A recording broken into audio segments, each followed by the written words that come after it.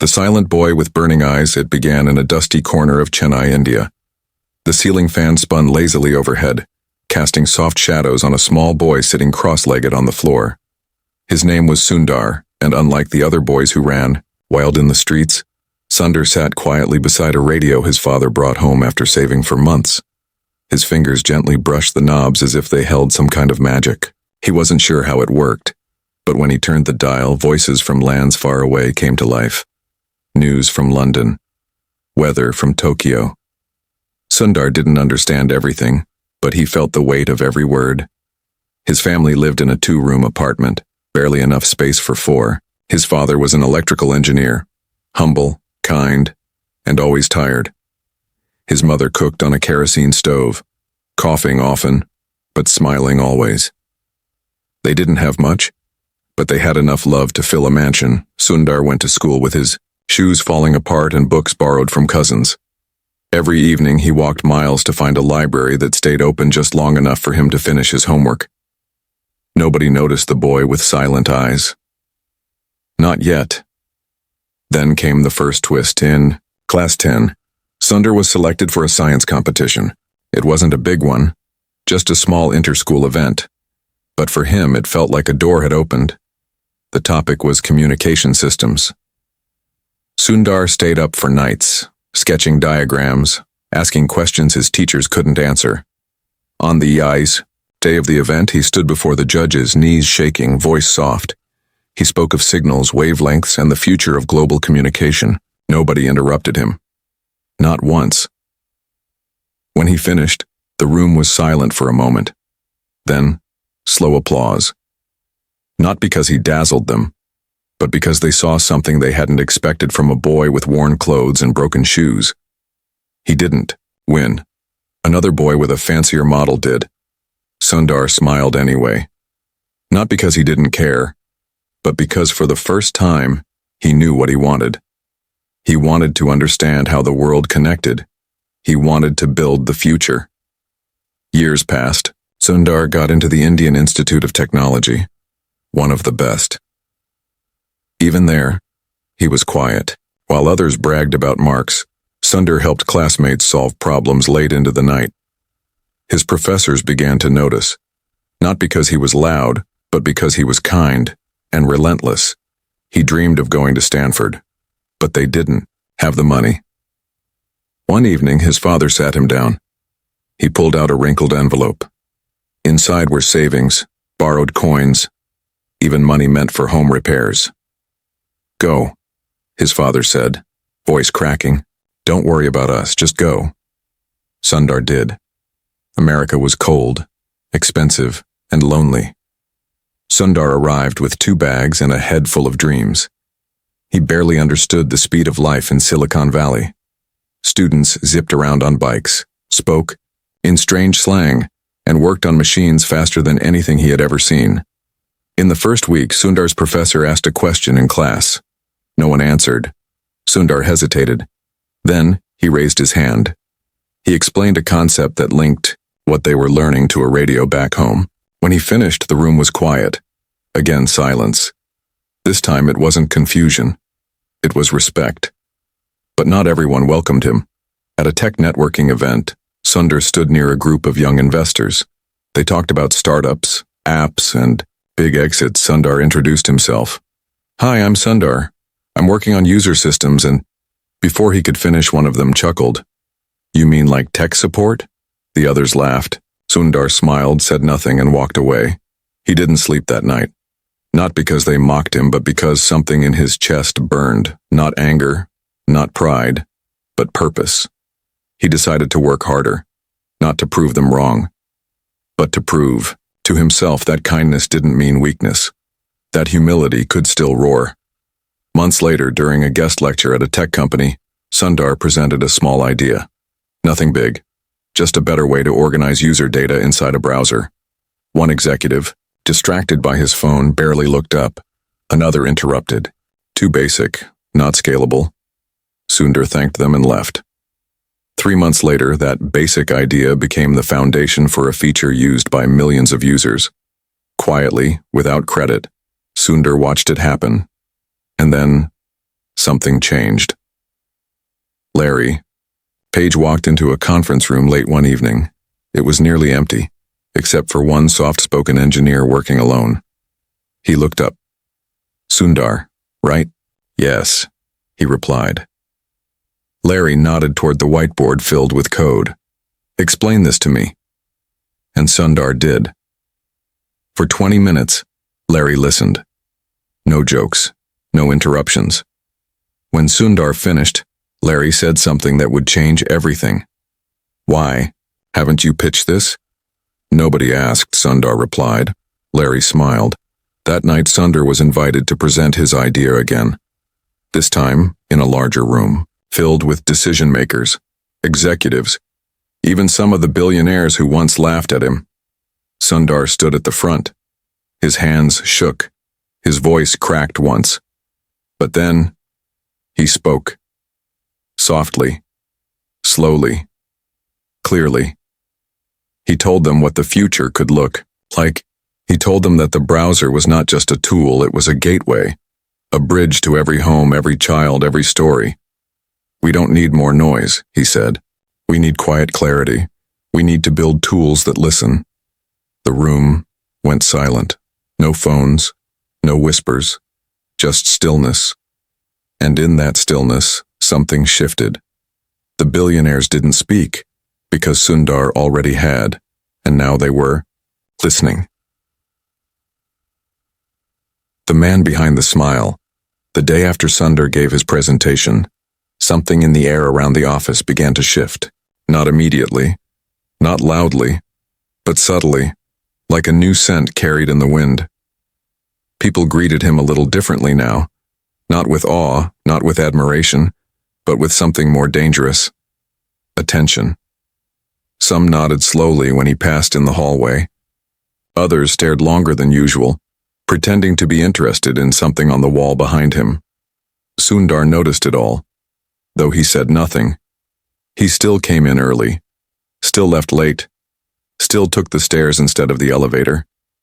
But now, there were whispers.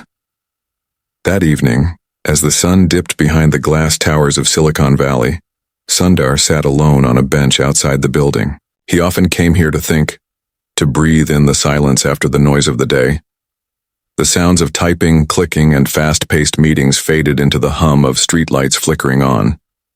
He looked up at the sky, remembering the radio back home, the way he used to tune it carefully as if the right frequency might unlock a secret world. He didn't hear footsteps approaching until someone spoke behind him.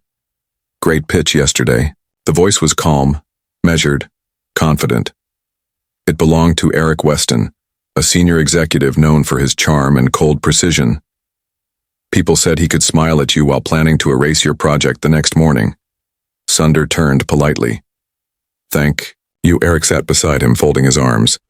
"You've got people talking, not easy to do here." Sundar gave a small smile. "Just trying to solve a problem." "Right," Eric said, then paused. "Listen, you've got potential. And that idea, what you said about browsers being gateways, very poetic. But this place, it isn't poetry. It's strategy. It's power." Sundar said nothing. Eric leaned in slightly. "Just be careful, Sundar.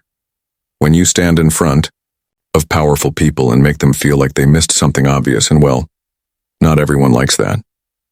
He stood and walked away. The next morning, Sundar found that his access to a few systems had been delayed. Nothing serious. Just a technical hiccup. The following day, one of his meetings got canceled without explanation. Then another. One by one, small things began to disappear from his schedule, threads slowly unraveling. He tried to ignore it. He focused on his work, on solving problems others didn't want to see. But he wasn't naive. In the cafeteria one afternoon, he saw Eric across the room, speaking to a group of product heads. Their eyes occasionally flicked in Sundar's direction. When they laughed, it was too controlled, too knowing. Still, Sundar did not complain. He did not retaliate. Instead, he asked himself a different question. How do you win when no one wants you to? The answer came quietly. You keep showing up. Again, and again, and again. Sundar started arriving even earlier. Not to prove something, but to be ready. He offered to help teams that others avoided. Legacy systems, old code, forgotten features. He listened to engineers who felt unheard. He cleaned up bugs no one claimed. And slowly the engineers began to notice. One day, a junior developer knocked on his glass door. "Hey, I heard you're good with data modeling. I'm stuck." Sundar looked up, smiled. "Pull up a chair." Within weeks, others followed. Interns, quiet coders, overlooked minds. He treated them all the same, with patience, respect, and an open notebook. But the pressure grew. Late one night, as he packed up his things, he found a note on his desk. Plain paper. No name. "You talk too much. Some people build, others just dream. Choose wisely." Sundar stared at the note. He folded it once, put it in his pocket, and went home. Back in his apartment, he thought about his parents. His father's hands, stained from factory work, gently adjusting circuit boards. His mother's quiet strength as she stirred boiling rice, humming old songs. They hadn't raised him to fear men with titles. They had raised him to listen, to speak only when words mattered. A few days later, Larry Page called him in again. This time it wasn't just Larry, it was Sergey too, and a few other executives. "We're thinking of building our own browser," Larry said.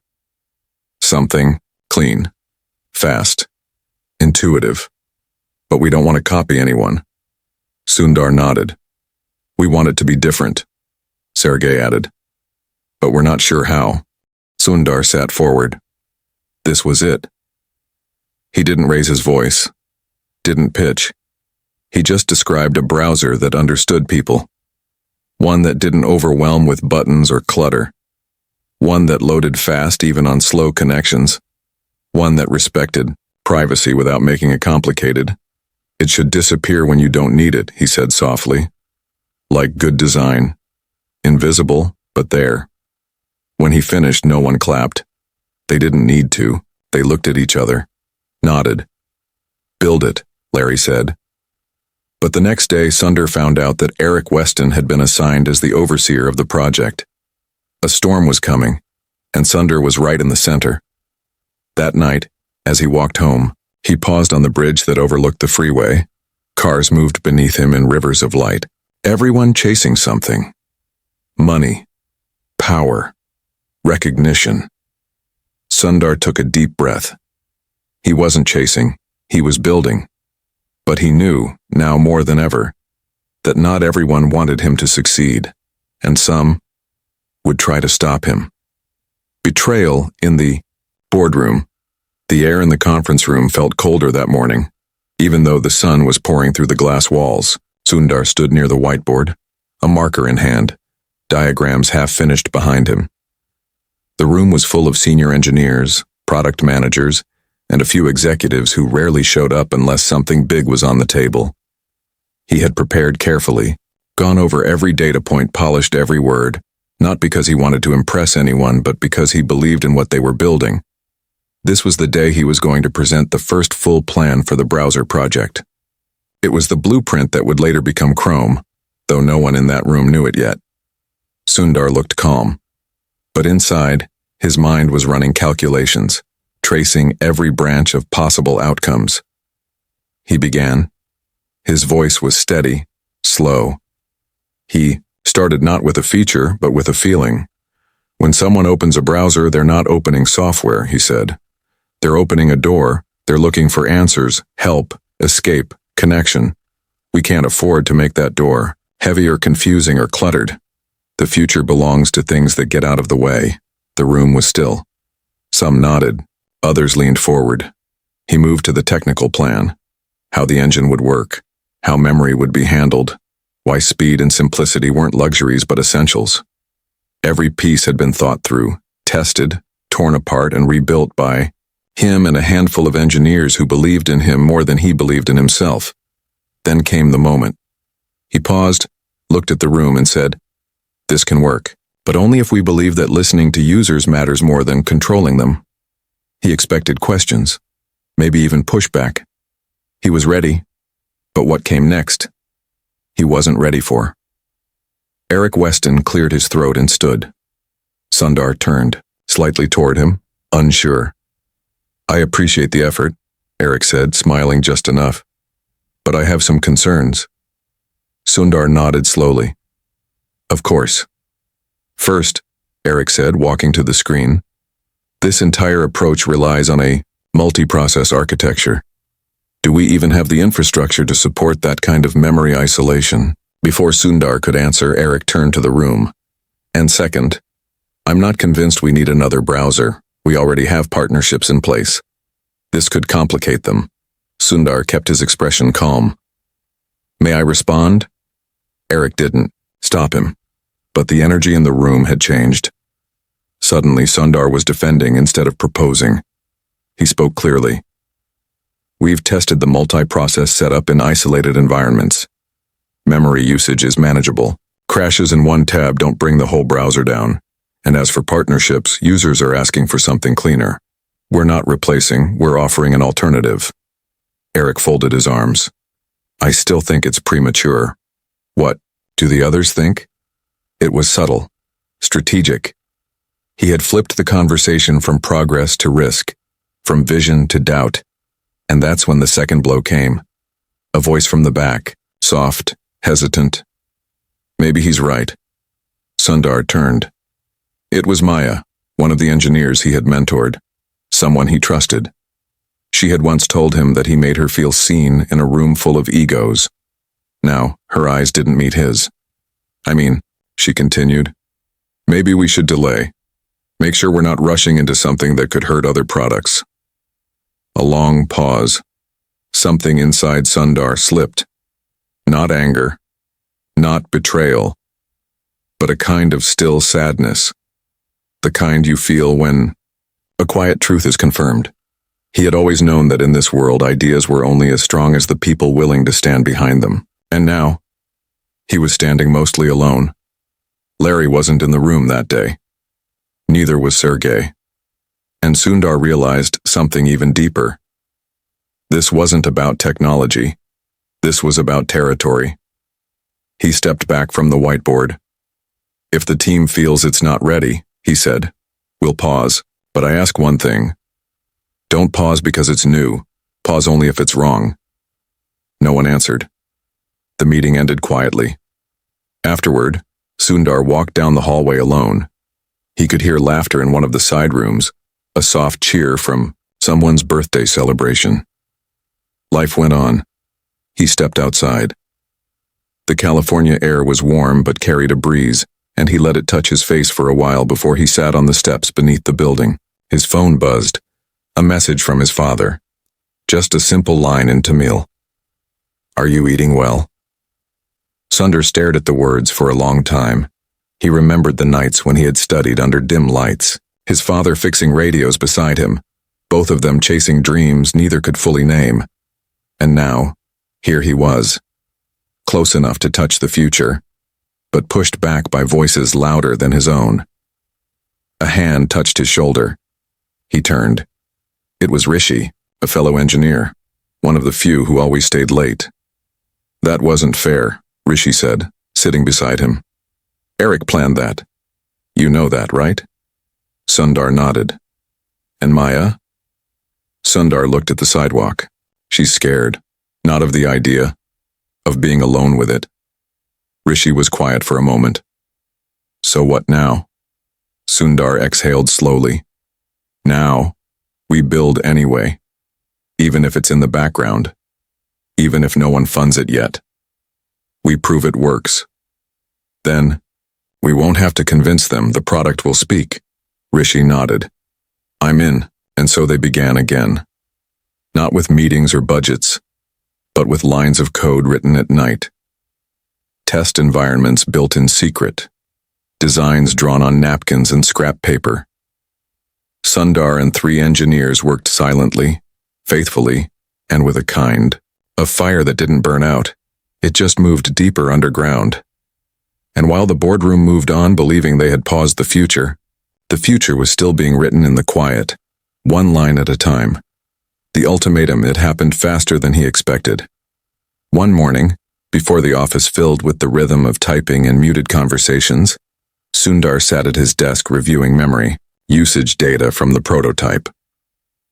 A quiet notification pinged on his screen, an email with no subject. No greeting. Just a single sentence. Your project's no longer a secret. He didn't need to guess.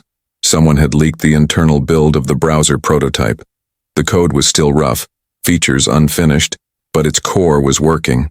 Fast, stable, minimal.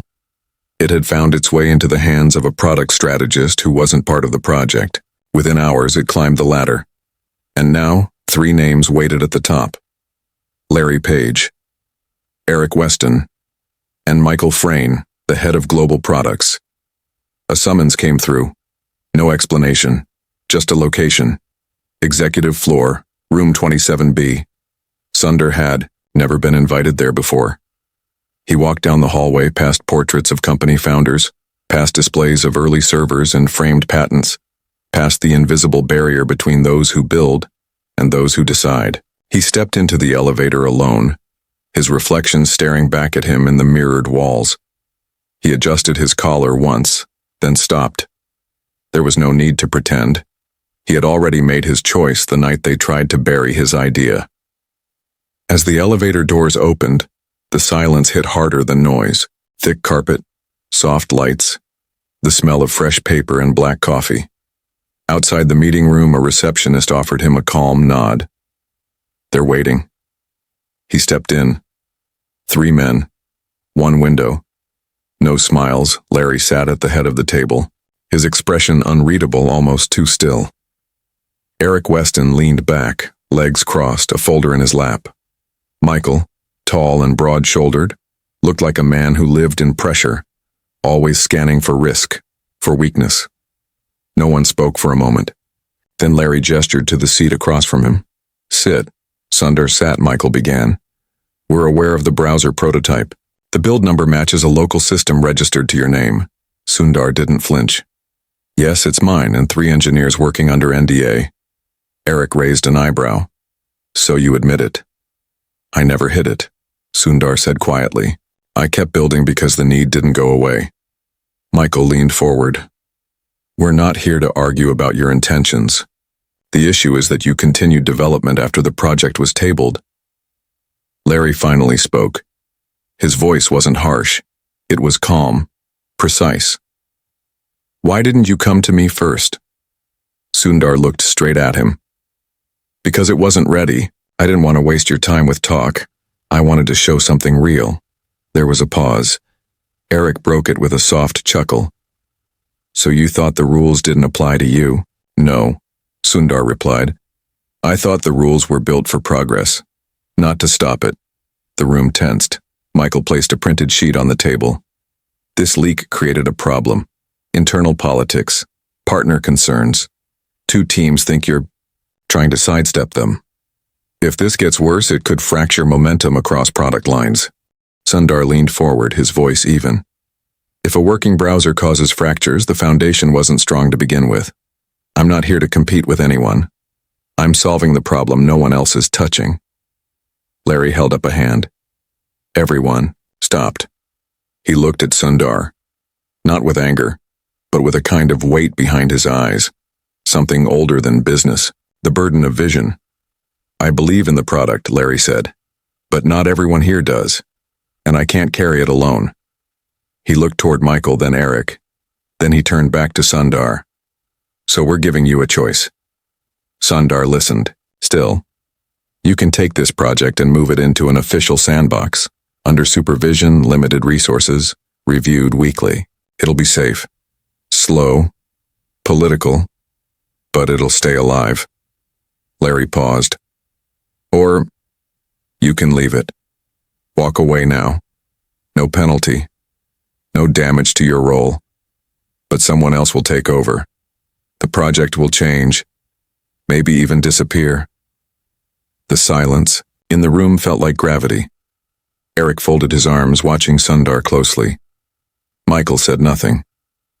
Sundar stared down at the edge of the table, his fingers gently tracing the smooth wood grain. He remembered sitting on the cement floor of his family home, books spread around him, his father telling him stories of people who changed the world by refusing to follow the path everyone else took. He looked up. "I'll take a third option," Sundar said. The room shifted. Larry blinked. "Which is?" "Give me 60 days. No resources, no team support, just freedom. If in 60 days the prototype doesn't meet internal benchmarks and user test targets, I'll walk away from it. Completely. No questions. No regrets." Eric scoffed. "That's not how it works." But Larry didn't say no. He studied Sundar for a long moment. "You really believe in this, don't you?" "I believe users deserve better," Sundar said. Another long pause. Then, quietly, Larry nodded. 60 days. As Sundar stood to leave, Eric muttered just loud enough for the room to hear. "You'll burn out." Sundar paused at the door. He didn't turn around. "Maybe," he said softly. "But fire can build, too." He walked out. The next morning he cleared his calendar. 60 days. No safety net, no approvals. Just him and 3 engineers who still believed in building something the world hadn't seen. The office they used was in the back corner of the old floor. It had no windows. The air conditioner clicked too often. The whiteboard was stained from past projects no one remembered, but they filled it with vision. Day 1. Performance benchmarking. Day 3. Rendering tests. Day 6. Memory load optimization. Day 11. Crash simulation with limited bandwidth. Day 15. Real-world test on public cafe Wi-Fi. Each night, Sundar slept on the couch in the corner of the room, a hoodie wrapped around his head, old headphones in his ears playing radio static to drown out everything but focus. He missed calls from home, ate instant noodles too often, forgot to shave, but the browser started to breathe. On day 31, they ran the first seamless multi-tab test. The browser held. On day 39, it beat internal benchmarks by 18%. On day 45, a junior engineer from another department tried the build and didn't stop using it. When asked why, he said simply, "It feels like the internet finally makes sense." On day 52, Maya knocked on their door. She didn't say much, just offered coffee. Sundar smiled and let her in. And on day 60, Sundar pressed send on a report. Attached to it was the prototype, a working, tested, ready-to-scale browser. No pitch deck, no slideshow, just product and silence. The wait began. The room he never expected. In the third day after submitting the prototype, Sundar sat, alone in the same small back room where it had all come together. The walls around him still carried the scent of late nights, stale coffee, whiteboard ink, and quiet tension. His team had gone home to sleep finally. Even Rishi had forced himself out after 20 hours straight debugging a memory leak. Sundar, though, remained. Sitting in silence, he wasn't nervous. Not really. He was past that now. He was something else. Drained, sharpened, but not broken. It felt like that strange peace after a storm when everything is still soaked and bruised but alive. His phone buzzed quietly. A calendar invite. 15 minutes from now. Top floor. Room 11A. No context, no subject, no sender name. But Sundar knew. This was it. He changed his shirt. Not out of vanity, but out of quiet respect. Then he climbed the stairs instead of taking the elevator. It gave him time to breathe, to think, to walk through the layers of the building where his entire life had changed floor by floor. When he reached the top, the hallway was empty. He walked slowly past the glass offices, past names on doors, past a history of decisions made in rooms, with too much light and not enough honesty. Outside room 11A, a receptionist smiled, her voice low. "They're ready for you." He stepped in, and what he saw stopped him. The room was full. More than a dozen people sat around the long table. Product leads, engineers, executives. Larry Page was there, of course. So was Michael Frayn. But also Maya, sitting near the end, her eyes locked on her notes. Rishi, standing quietly at the back, gave him the slightest nod. and at the center of the table, Marissa Chen, one of the most respected voices in the company, known for her brilliance and brutal honesty. She had built products that changed the internet, led teams through chaos, and never backed a project unless she could feel its pulse herself. She hadn't been involved until now. And now, she was running the meeting. Sundar took his seat. No one spoke for a few seconds. Marissa was flipping through pages stapled together, the performance data, the crash reports, the load tests, the memory benchmarks, all of it. Her eyes moved fast, trained, cutting through the numbers like a blade. Finally, she looked up. This is better than I expected. No greeting, no theatrics, just that one sentence. Sundar sat up straighter. Thank you. Don't thank me, Marissa said. You built it. The question now is, what do we do with it? She turned to the room. We all know the history here. Let's not waste time pretending we don't. The room stayed quiet. She continued. Some of us said this couldn't work. Some of us thought it was a distraction. Some of us tried to slow it down. But now it's here and we have to decide what it means. Michael spoke next. It works. No one can deny that. The question is whether launching a new browser at this scale is worth the risk. There are political factors, existing contracts, partner optics. Some teams will feel undermined. Eric, who had remained silent until now, cleared his throat. And there's still the question of process. Sundar went outside the approved workflow. We have to think about the precedent that sets. Marissa looked at him, calm and unblinking. You mean the precedent of something succeeding?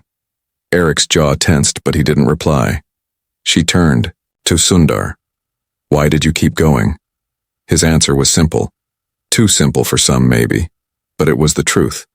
Because I could see it clearly, and I couldn't pretend not to. Marissa nodded slowly. She tapped her pen once on the table. Do you think this is ready for the world? Not polished, Sundar said, but real. It won't just compete. It'll redefine what people expect. Larry leaned forward now. If we move forward with this, it'll be fast. High visibility, global scale, and you'll be the face of it. A pause. Are you ready for that? Sundar hesitated, not out of doubt, but out of respect for the question.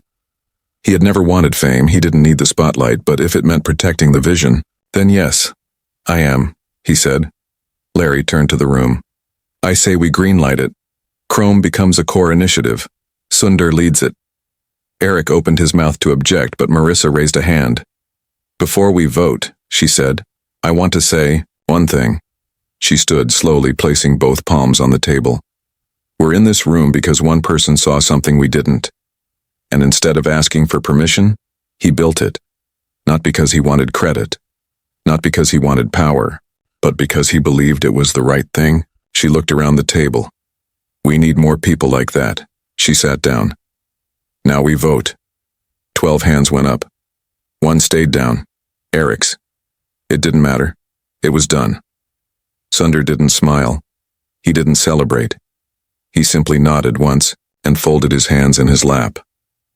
The moment didn't feel like a victory. It felt like the beginning of something heavier. After the meeting, as people slowly filed out, Marissa approached him. You're going to need help, she said. He nodded. I know. Good, she said. Because I'm assigning myself to the project, not to manage it, to protect it. He didn't know what to say. She added, You earned this, Sundar. Just don't lose yourself in it. And then quietly, she walked away. Outside, the sky had turned gray. A slow drizzle began to fall. Sundar stepped onto the sidewalk alone, letting the rain touch his face. Around him, the world moved forward. Cars, people, time. But inside him, something deeper was settling. A quiet responsibility. A whisper that said, You're not the outsider anymore. The voice that rose above the noise. The weeks leading to Chrome's public release were unlike anything Sundar had ever experienced. It wasn't just the pace. It was the pressure. Every day, meetings blurred into design reviews. Testing cycles ran late into the night. Feedback came from every direction: engineers, marketers, legal teams, executive sponsors. And underneath it all, the world outside had started to take notice. Whispers of a new browser from Google had begun leaking to tech blogs and forums. Headlines speculated, rumors spread. Most didn't believe it would matter. After all, browsers were a solved problem, weren't they? But Sundar knew better.